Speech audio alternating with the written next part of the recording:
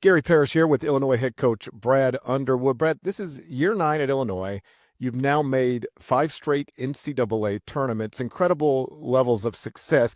While the sport has changed in dramatic ways, how have you been able to maintain consistency when there's been very little consistency in college basketball? I think just accept it, relish it, look forward to it. It's been a great challenge. From this side of things, it's helped invigorate me. It keeps me young. It keeps me thinking different. Try not to complain about it and get weighed down by that side of things. But I think that the core values of our program have never changed. So we've never gotten away from that, and we still want good people. We still want high character. We still want toughness. We still want people not afraid to work, and yet just molded it with those type of guys and those backgrounds, and it's worked for us. You have had success with European players. Now you have a roster filled with European players.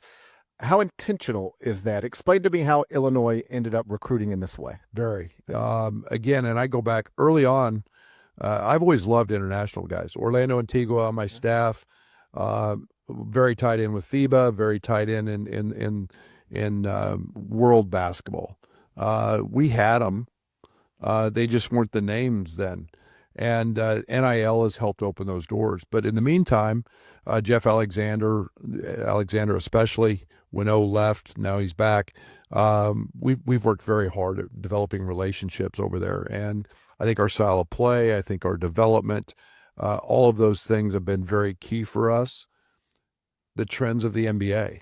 Arguably the best players in the NBA are European players. I like that. I like guys who can dribble, pass, and shoot. And they're very well coached. They have tremendous passion for the game. They love to work. Just been a great fit.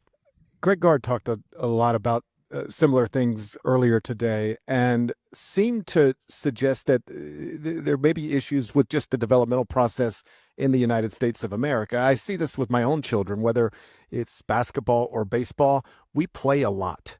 We don't practice that much. Yeah, they're just the opposite. Yeah, right. They're just the opposite. They might have 2 games a week, maybe. Right. But their development in their youth is extraordinary. And, the coaching is extraordinary. I went to Belgrade to do a clinic and was just blown away at the coaching. And it was EuroLeague coaches, but it was also some youth coaches. And they're very, very disciplined, very structured. And I like that. And you see why that they're so good at the big three, as I call them, dribbling, passing, and shooting. And it doesn't matter if you're 7'1" or you're 5'10". You're getting that same instruction, and they're very good at it. I don't know that any one person in our country has the power to change the way we do youth basketball, but is that something, broadly speaking, we should be looking at? Because you're exactly right. You look at the best players in the NBA, and they are largely born outside of the United States, and now college basketball programs are prioritizing international players as well. Do we need to look at how we're doing things at the youth level? Well, I think we used to have it. Yeah. We used to have it. When I was growing up, it was camps, and it was morning drill stations, and I go back to the old 5-star days, and it was college coaches coaching, and I can remember Digger Phelps being coach, and you had Mike Fratello, and just on down the Pete Gillen, and we used to have that. That's where all the best players went, were the camps. You learned to compete. You learned to the fundamentals of the game at a very young age, and now we're just playing games. I mean, we might have 2 or 3 practices if you're lucky, and your AAU team plays 50 or 60 games. I'm not sure that's wrong, but I'm not sure it's also helping in the development of young people. One of your newcomers is Andrej Stojakovic, who I gather has been sidelined for a while with a knee sprain of some sort. Update me on his situation. Yeah, he's had a knee sprain 5 weeks ago, and so could have been worse. Yeah, and we're thankful it was not. But he's developing. He's got some more doctor appointments tomorrow. And then we hope to start working him slowly back in. I don't know what it will look like for our, our scrimmage and our exhibition, but thank goodness it wasn't too bad. And then we had 2 of the European guys. Right. We didn't have it all summer, so those 3 have not been on the court together one day. Does that put you behind a little bit? It depends how you look at it. Right. I think the one thing with our point guard Mihailo, a little older, Andrej's been in college. He's got 60 plus games under his belt. It's maybe a little bit in chemistry. I don't have a good feel for Andrej on the court, what that looks like yet, but they're cerebral, they're smart, they'll pick it up pretty quick. I was reading earlier about a speaking engagement you recently had, and you told a story about an opposing Big Ten player writing you a letter and hand delivering it to you.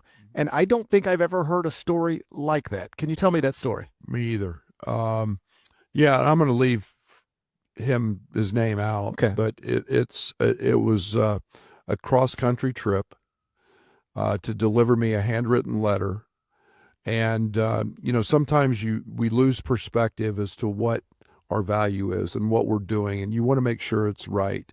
And the letter was 3 pages, and it was his views of our program and how they helped him, made him better. It was titled "Don't Delay Gratitude," and just the thoughts of a player. You don't coach every day, but for the outside, you competed against him for quite some time, had tremendous respect. The little things, I remember walking through the line, he brings this up and telling him after a game, "You're one of my favorite players in the league," and how powerful coach's words are. Wow. Because that was something that meant a great deal to him. But he was shaking in just being there. We invited him. He was going to leave, just drop it off, have a 5-10 minute conversation with me and leave. He got out the door, and we brought him back, got him a hotel, spent the next morning with us, had breakfast with us, had watched our workout. Very impactful. It meant a lot to me because it's not some player who sometimes says the right things because they're kissing your butt. Right. This was very genuine, very heartfelt, and very gratifying for me that we're doing a lot of things right. I would imagine, I don't want to speak for you, but that has to mean as much to you as anything else that could happen to you in your career. That's why I read it. Yeah. And it was not meant to be about me, but it was meant to be for mentors, for coaches, that our impact is still about helping young people reach their dreams and goals, and that we're doing it right. And it's okay to be disciplined and have accountability and responsibility. Yeah, that was pretty powerful for me. And for a young person to recognize, Brilliant. yeah, because I would not have at that age. Me either. I have, as I've aged and gotten older, sort of better understood the importance of, telling people how you feel about them and what they mean to you. I don't know that I was always great at that, but for this young man to recognize it at such a young age and to go quite literally out of his way just to tell you those things is really amazing. Well, take it a step further. Didn't put it in a text. Yeah. Didn't put it in an email. Right. Handwritten, and delivered it halfway across the country. Incredible. And my hat's off to that young man. He'll always have a very special place. I'm glad you got to experience that. As I was reading through that, you made a point in the speaking engagement to point out that you don't read newspapers, you don't watch the news, you aren't on social media. You called yourself maybe the most uninformed human on the planet. It sounds incredible. How do you do it? Teach me. Yeah, I just have chosen not to get involved with that. Yeah. There's so much stuff that I don't want to waste my mental time with. Yeah. It's very hard to do our job and do it what I think is the right way and keep relationships, and especially the social media side. I've learned I would always pick up my phone or look at it when I had it, and so I'm supposed to be watching tape. And so it was and then I became happy when I didn't have it. Right. And I don't need to read the news. I don't need to hear people talk good or bad about me. I don't need that dopamine rush. So I think I'm comfortable with who I am, and I know what's truly important to me, and I just don't need it. So I don't do it. You mentioned earlier about the culture within your program. Um, and you don't just develop that once the players get there. You recruit to it. And I know that you guys in recruiting use personality testing sometimes. Tell me more about that. Yeah, it's become a huge piece for us. Character. There's so many things that are available to us. It started because of the NBA teams. Yeah.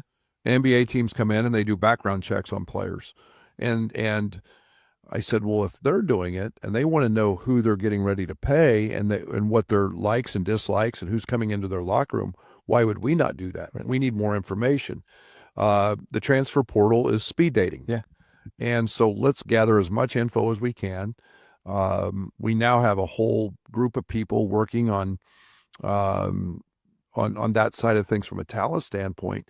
But let's find out who they are, and it gives us that. It gives me great ways to talk to people, find out what's important. I find out if they're selfish, if they're a team-oriented guy, if they're a tough, if they're a competitor, if they're a worker, if they're trustworthy, if they're loyal. All those values come out in this, and those are all things that I've said many times. I think character wins, and we've doubled down on that. Last thing, obviously, I mentioned you've been to 5 straight NCAA tournaments. You're expected to go to a 6th straight, given the talent on the roster. What does success look like for you this upcoming season? That's always a hard question for me. I think that when you play in the Big Ten, I'm there to win a national championship. I'm trying, and I mean that's a goal. I think that I want a team that falls in love with the process. I want them to enjoy the process, enjoy the work. Sometimes I get it when you play at this level, the other team might have a few more points. I thought we were a Final Four team 2 years ago. We just happened to run into UConn in the Elite Eight, and they were that good. That's a tribute to Danny. But we're going to go out and do our best every single game.